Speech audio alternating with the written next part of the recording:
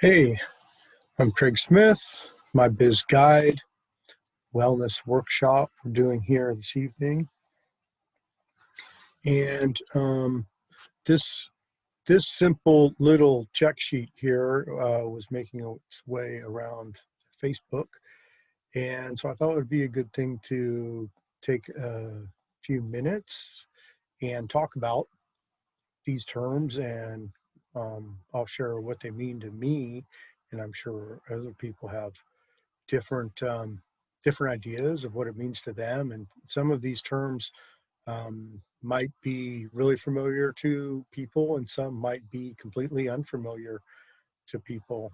So wherever everybody's at is great, and the wellness journey, the path of wellness, just starts and stops wherever you start and stop. So let's talk about some of these things. The first one here, stop trauma bonding. I think the easiest way to explain this, and excuse me for going heavy right off the bat, but it's common human behavioral observation between the prostitute and the pimp. And that is where the prostitute bonds to the pimp because it's the only thing that they know.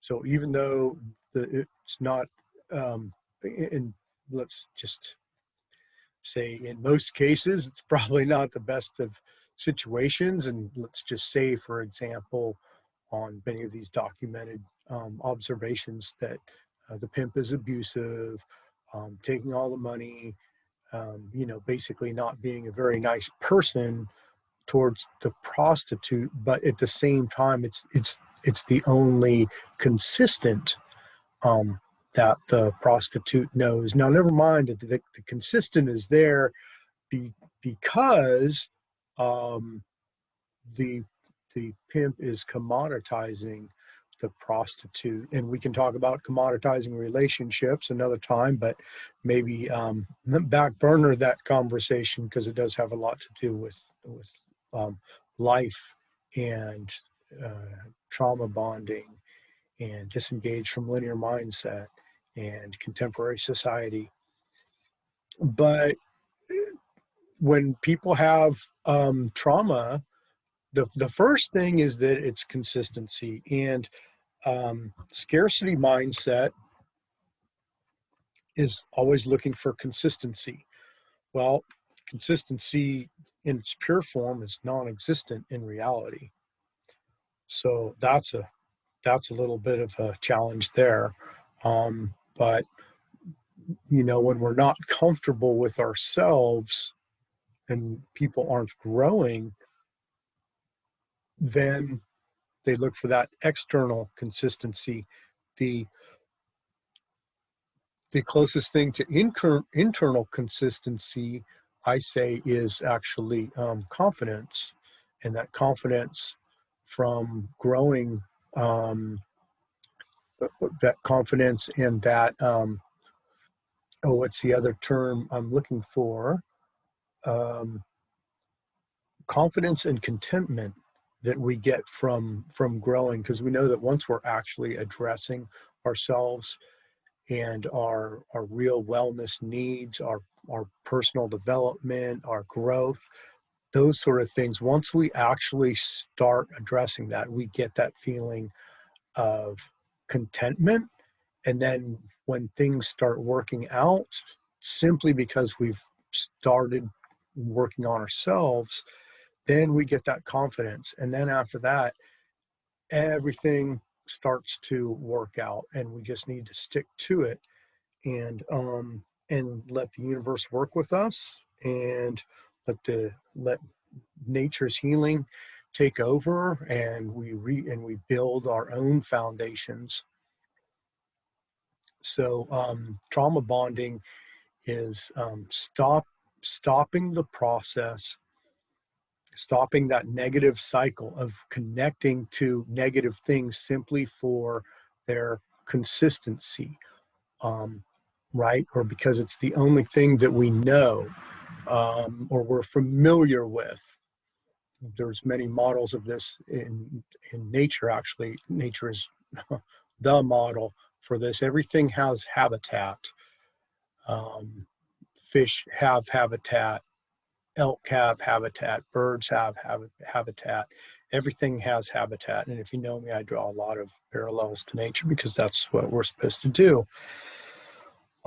Unfortunately, people have eliminated their natural physical habitat, but also the physical mirrors the mental, emotional, spiritual faucets also. So there's also a emotional, mental, and spiritual habitat. And when we look at ourselves, we develop that confidence and contentment that we're on that ever-growing, ever-changing path of mental, emotional, spiritual growth. But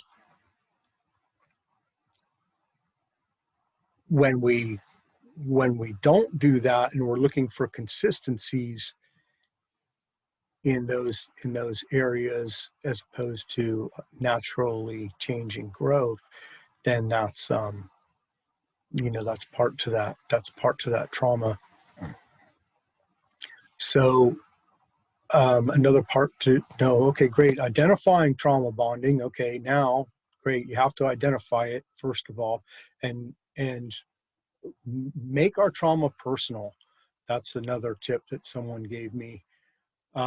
Make our trauma personal, because just to say trauma or to say addiction or abuse or depression or that kind of thing, those are general. Make it your own. Bond to your own personal trauma, because you're gonna have to focus on that. You're gonna have to deal with yourself, with your specific flavor of trauma.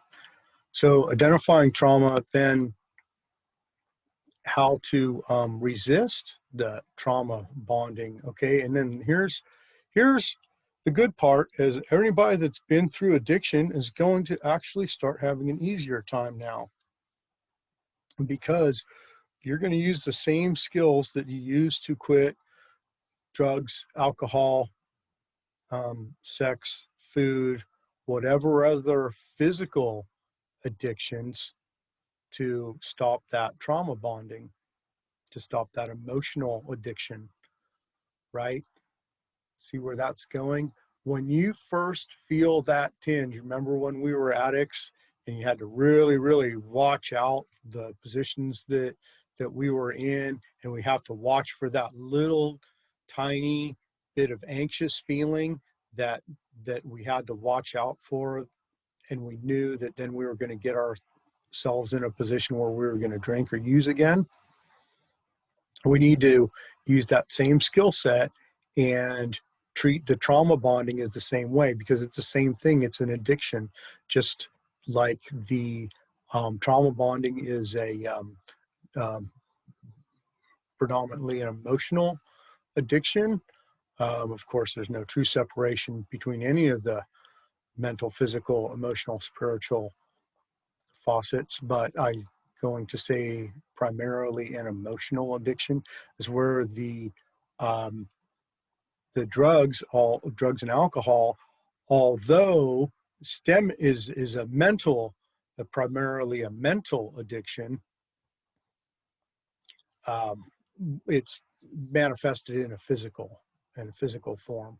So take the same skill set that you use to physically stop using drugs, alcohol, whatever, and get that on your emotional level.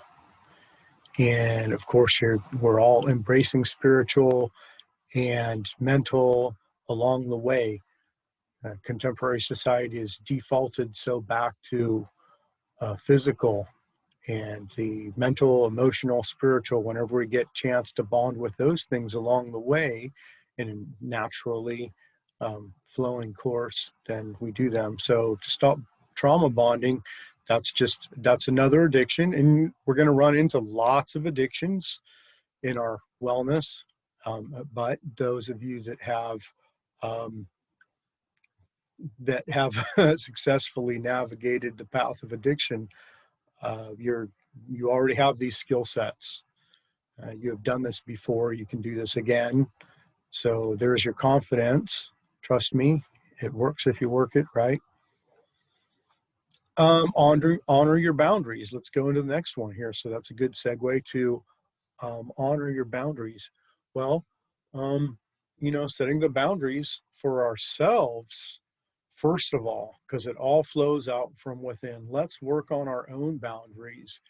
And I'll jump ahead. You can't save others, but we can save ourselves. And that's all, again, it all flows out from within. So by honoring our boundaries first, let's create boundaries. Specifically think about things that you don't want into your life and think of them on an energy level. So stop the energy first. So think about the energy that happens um, when we default to negative cycles, like using drugs, um, or um, or getting into an um, emotionally negative state, when we enter into an emotionally what's that other word I'm looking for now? Um, an emotionally detrimental state. Um, that same thing same way that drugs and alcohol destroy our boundaries and destroy all the um, all the work that we've done. Some people could say when we're at peace, when we're doing our work, we're raising our mojo. Um, there's a few other words when our spirit starts to come back and starts to grow, and we start to have a healthy relationship with ourselves, and then entering back into drugs or trauma stops that. So the first thing is that feeling, right? There's no physical substance attached to trauma. Um, so we need to take our lessons from physical addiction and bring them over into our mental, emotional, spiritual states. So honor our boundaries. So set boundaries. First of all, again, let's set boundaries and say, I don't want this energy. And by connecting with your trauma, connect with the energy. We have to connect with the energy. The energy is always first. The energy's before any words, before any action, and anything, anywhere on this planet. It's all we really know is it's energy first. So put boundaries up for these energies, and then after the energy is going to come some kind of an action. Either it's a mental, physical, emotional, or spiritual action. So put in energy and put that action that you can relate to that energy, and maybe make yourself a little chart or a series of barriers for your boundaries. Maybe build a little let's see here, we don't want to say wall, right? build a little build a little couple of little stone borders, or lay some sticks up, something natural, right? So honor your boundaries. I mean, first, make your boundaries, and then connect to those boundaries. And um, everything we do within ourselves should be friendly, a friendly part of us. Think of your boundaries as parts of your living being. If you're growing, if you're birthing new ideas, um, your boundaries are new ideas, and feed them and nurture them, and all these things, all these new thoughts that you have, nurture them. Keep in contact with your new thoughts. Write them down. If you have new good thoughts, write them down. If you have new boundaries, write them down. And those boundaries are positive things. No matter what, they're positive things, because if it's good for you, it's good for someone else. Even if they don't know it at the time, it's good for someone else. And one thing that I like to say is that no matter what we're doing in any interaction with anyone, we're either facilitating growth or enabling addiction, right? So when we let our boundaries down, we're hurting two things. We're hurting ourselves, but also we're enabling the other person that's hurting us. So there's a double value proposition there. If you speak business, there's multiple things happening as usual. And that segues into our next part, that you can't save others. But you can quit enabling others. And the best way to quit enabling others is to honor your boundaries. First of all, see how all these tie together?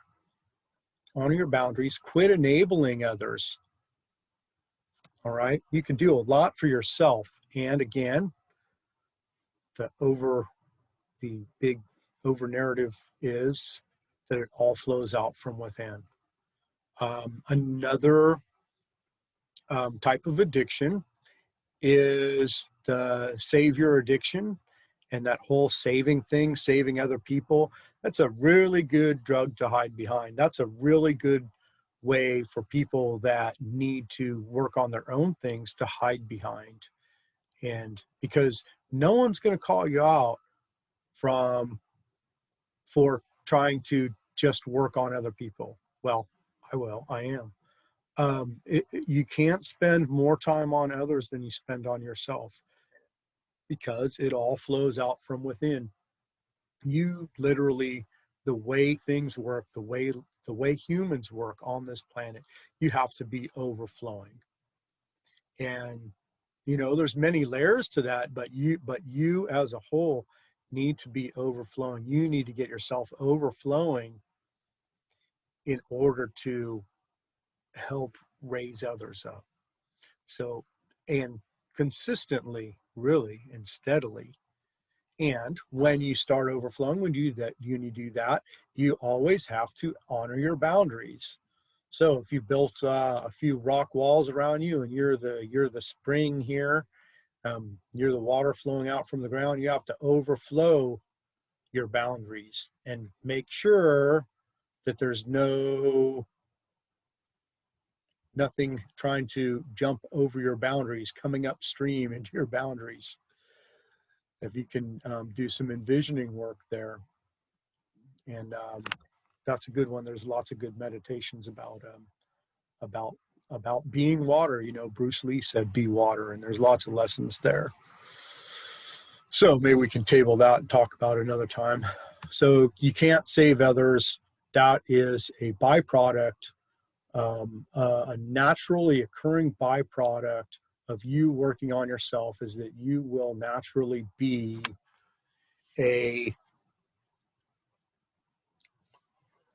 what are the terms? Role model, inspiration, resource, advocate. Once you've gone through your own path, then you know what other people are going to go through too, because all our paths are similar enough. Well, yes, we're going to have some specifics that makes us individual, but otherwise we're all going through the same thing on different levels, basically, and collectively also.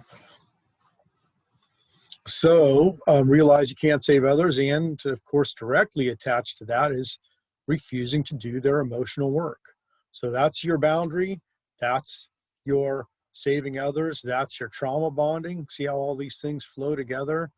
That addiction, that hiding behind trying to save others, if you're doing people's emotional work, if that's your fix, if you're not content, and I know addiction, I know exactly what you're going to say, but I'm helping people, but I feel good when I'm helping people. I'll tell you, bullshit. That is addict talk. You heard it here straight. That's addict talk. You are not doing your own work. If that resonates with you, it's supposed to. That's why. That's up. I know it. Other people know it. If you've been through addiction, you know exactly what I'm saying.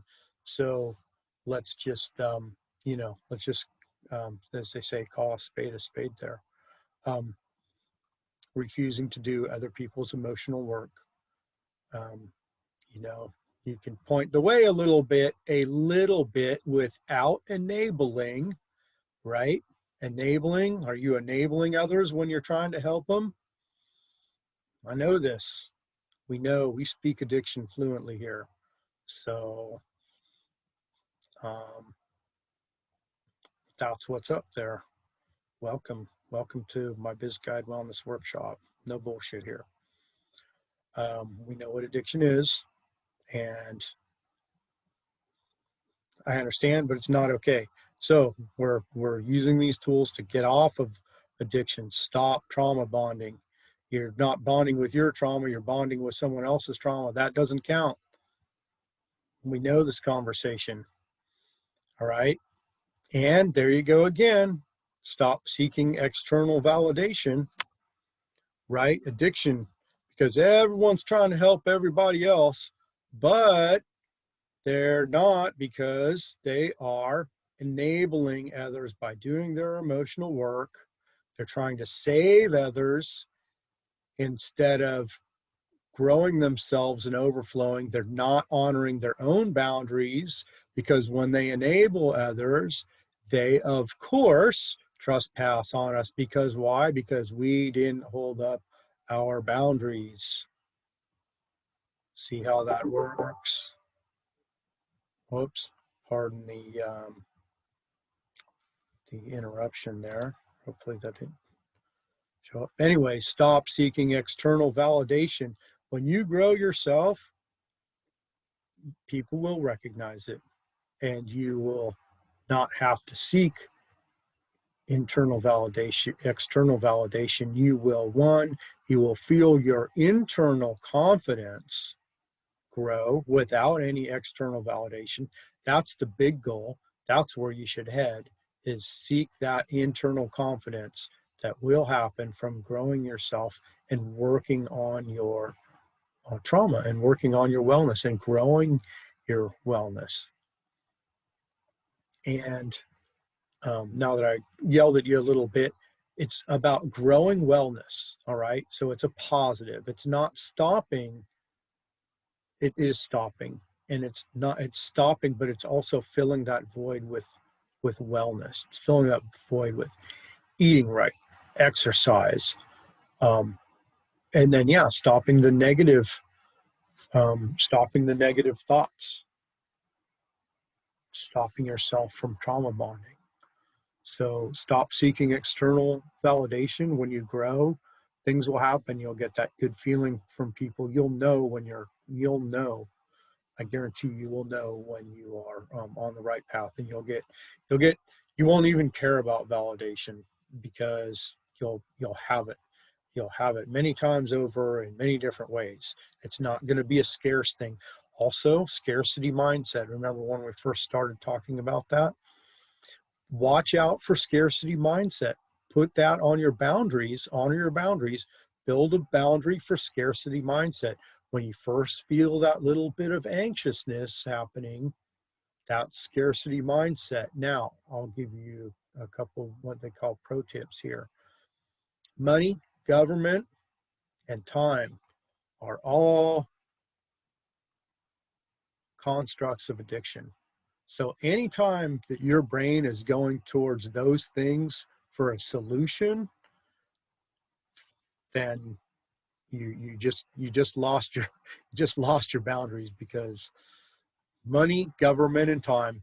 Okay, I'm not saying they're basically inanimate objects. All right, just like we don't blame our problems on drugs, alcohol, or guns. Those are inanimate objects. In one point, they could be viable tools if used correctly, but they're just not used appropriately in so many times that we're just going to say, okay, let's just not even go there. All right. So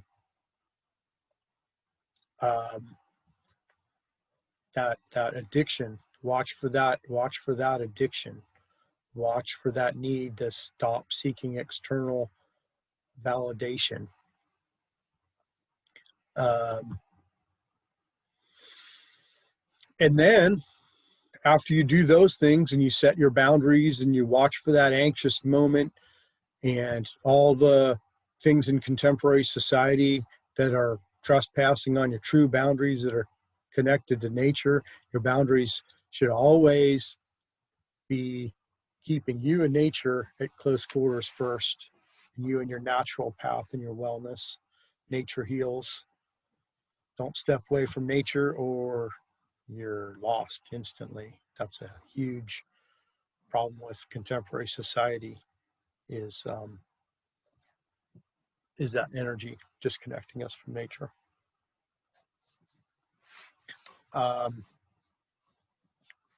Step into your power. Well, if you do those things, and if you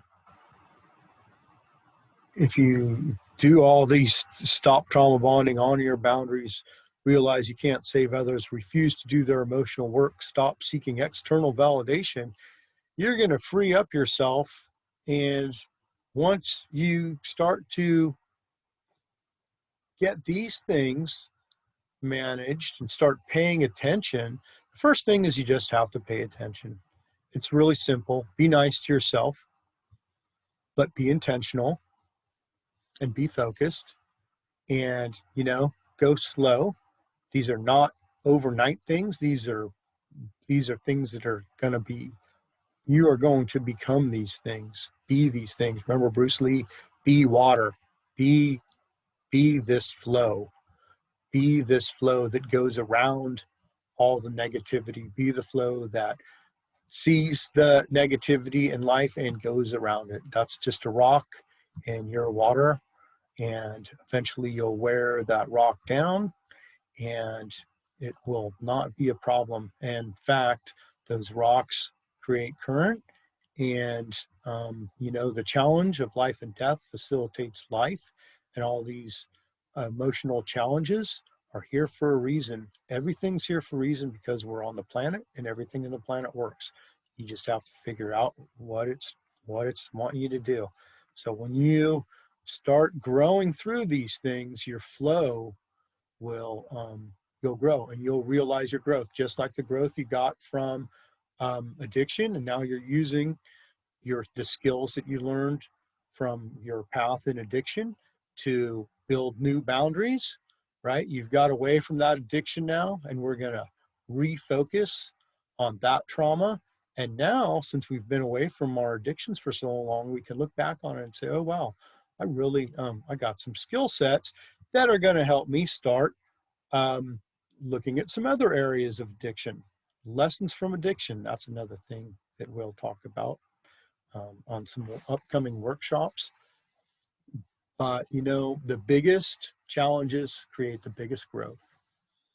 And you can almost reverse engineer that. Yeah, I know, well, you can reverse engineer it. But whatever big challenge you have, you should get that amount of growth. So if you have big challenges that you've dealt with, but haven't got the growth from them, well, you know, there's a growth, there's a lesson that you are supposed to get. So get it, know those things. You know, life is not haphazard. Everything on this planet works in a certain way, and it works fluidly. It works fantastically. It absolutely works in the truest sense of that word. And you are on the planet. So you just have to bond to that natural understanding of how life works on this planet and embrace your challenges. Another pro tip, do not diss your challenges. Don't talk negative about anything. Your self-talk matters. Your self-talk absolutely matters. And if you're going to do another boundary, okay, here's my second suggestion for your boundary is no self-talk. And so no negative talk, no negative self-talk. And, you know, put a boundary wherever you can. You can do an external boundary for your verbal talk. Easy for me to say, right? and just don't talk bad about anything. Don't complain about traffic. Don't complain about your latte not being the right temperature. Don't complain about too much honey in your tea or not enough honey in your tea. Don't complain about even the most horrific thing that's ever happened to you, because there is a lesson in there.